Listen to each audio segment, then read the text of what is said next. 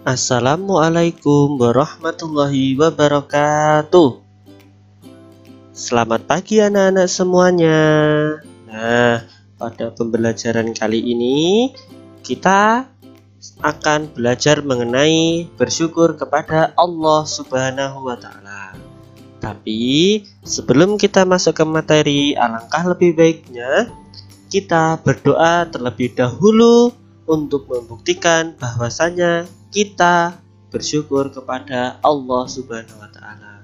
Mari kita berdoa dengan mengucapkan bismillah bersama-sama. Bismillahirrahmanirrahim. Nah, adik-adik semuanya, kita akan belajar bersyukur kepada Allah Subhanahu wa Ta'ala. Nah, apakah kalian sudah mengetahui apa artinya bersyukur? Adakah yang tahu apa artinya bersyukur? Nah, kalau ada yang belum tahu dan masih penasaran apa artinya bersyukur, mari silahkan diperhatikan penjelasan dari Bapak.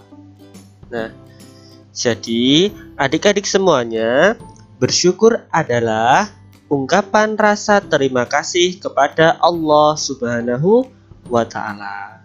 Kalau kepada sesama manusia itu namanya terima kasih.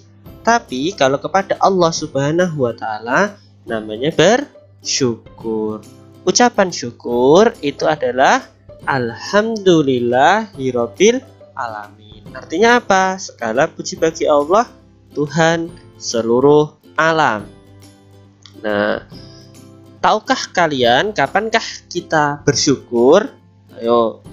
Nah, setiap hari kita harus bersyukur, terutama ketika kita mendapatkan karunia dan nikmat dari Allah Subhanahu wa Ta'ala. Ya, jadi ketika kita mendapatkan karunia, ketika kita mendapatkan nikmat, kita harus bersyukur kepada Allah Subhanahu wa Ta'ala. Nah, apa sih bersyukur itu? Nah, jadi bersyukur itu tidak hanya mengucapkan Alhamdulillah saja adik-adik semuanya. Nah, namun dengan menggunakan nikmat dan karunia yang telah diberikan oleh Allah untuk beribadah kepada Allah dan menggunakan untuk hal-hal yang bermanfaat. Ya. Nah, sekarang Bapak akan menjelaskan contoh nikmat dan karunia yang telah Allah berikan kepada kita semua. Yang pertama, kita diberikan oleh Allah Subhanahu wa Ta'ala anggota tubuh yang sehat. Oleh karena itu, ketika kita masih sehat, kita harus banyak-banyak beribadah kepada Allah Subhanahu wa Ta'ala. Yang kedua, kita diberikan makanan yang bergizi. Kita disediakan oleh Allah Subhanahu wa Ta'ala makanan-makanan yang bergizi. Oleh karena itu, ketika kita mendapatkan makanan yang bergizi, kita harus mengucapkan syukur kepada Allah dan menggunakan makanan-makanan yang bergizi ini kita gunakan untuk apa? Untuk makan, dan kita gunakan setelah makan itu kita beraktivitas yang bermanfaat, mengaji, berolahraga, beribadah, dan lain-lain. Yang ketiga, kita diberikan waktu luang untuk beribadah kepada Allah Subhanahu wa Ta'ala. Nah, dalam satu hari kita itu diberikan waktu oleh Allah selama 24 jam. Coba dibayangkan 24 jam. Nah, waktu yang sangat panjang kan? Oleh karena itu, mari kita gunakan untuk beribadah. Beribadah itu tidak hanya sholat, tidak hanya mengaji, akan tetapi mencari ilmu, pergi ke sekolah, membantu orang lain, bersedekah, juga termasuk beribadah. Yang keempat, kita diberikan fisik yang lengkap. Nah, coba kita hitung fisik yang diberikan oleh Allah, apa saja anggota tubuh kita hitung ya. Yang pertama, kita diberikan 2 bola mata, 2 alis, 2 telinga. Nah, ini ya. 1 hidung, 1 mulut, 2 tangan, yaitu tangan kanan dan tangan kiri, dan kaki yang lengkap. Maka ketika kita diberikan fisik yang lengkap, kita harus mempergunakan untuk beribadah kepada Allah dan melakukan kegiatan yang bermanfaat. Nah, selain diberikan fisik yang lengkap, kita juga diberikan fasilitas hidup yang cukup. Contohnya adalah, siapa di antara kalian yang ketika berangkat ke sekolah itu diantar pakai motor atau mobil? Nah, itu namanya adalah fasilitas hidup. Coba, siapa di antara kalian yang memiliki tas? Itu juga termasuk fasilitas hidup, perlengkapan untuk bersekolah. Bisa dibayangkan ketika kita tidak diberikan oleh Allah Subhanahu wa taala fasilitas hidup, kita tidak diberikan tas oleh Allah Subhanahu wa taala, nah, kita akan kerepotan ketika membawa buku. Nah, yang berikutnya, kita diberikan orang tua yang sangat menyayangi kita semuanya. Nah, ya, terlebih-lebih yang orang tuanya masih lengkap, kita harus senantiasa menyayangi kedua orang tua kita. Bagaimana dengan orang tua yang sudah meninggal? Nah, maka kita doakan agar orang tua kita yang sudah meninggal dunia diberikan tempat yang nyaman, tempat yang enak di sisi Allah Subhanahu wa taala. Di mana itu? Yaitu di surganya Allah Subhanahu wa taala. Ingat adik-adik semuanya, bahwasanya ketika anak cucu Adam itu meninggal, semuanya amal ibadahnya akan terputus kecuali 3 hal. Yang pertama adalah ilmu yang bermanfaat, yang kedua adalah amal jariyah, yang ketiga adalah anak yang soleh. Ayo, jadi siapa yang ingin jadi anak yang soleh? Nah, maka harus rajin-rajin beribadah kepada Allah. Agar apa? Karena doa anak yang soleh insya Allah dikabulkan oleh Allah Subhanahu wa ta'ala. Nah, diperhatikan di sini ada firman Allah Subhanahu wa ta'ala. Kita baca bersama-sama ya. Kita awali dengan ta'awud. A'udzu billahi minasy syaithanir rajim. Wa idz ta'adzana rabbukum la in syakartum la azidannakum wa la in kafartum inna 'adzabi lasyadid. Artinya, dan ingatlah ketika Tuhanmu memaklumkan, sesungguhnya jika kamu bersyukur, niscaya aku akan menambah nikmat kepadamu. Tetapi jika kamu mengingkari nikmatku, maka pasti azabku sangat pedih. Ayo, siapa yang takut dengan azabnya Allah? Maka kita harus banyak-banyak bersyukur kepada Allah Subhanahu wa ta'ala agar nikmat yang diberikan oleh Allah akan ditambah. Nah, itu ya, itu adalah arti dari Quran surat Ibrahim, nomor suratnya 14, ayatnya 7, ayat ke-7.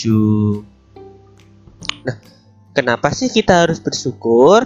Nah, perhatikan di sini ada manfaat bersyukur. Yang pertama, ya, Allah Subhanahu wa ta'ala akan menambahkan nikmat kepada kita.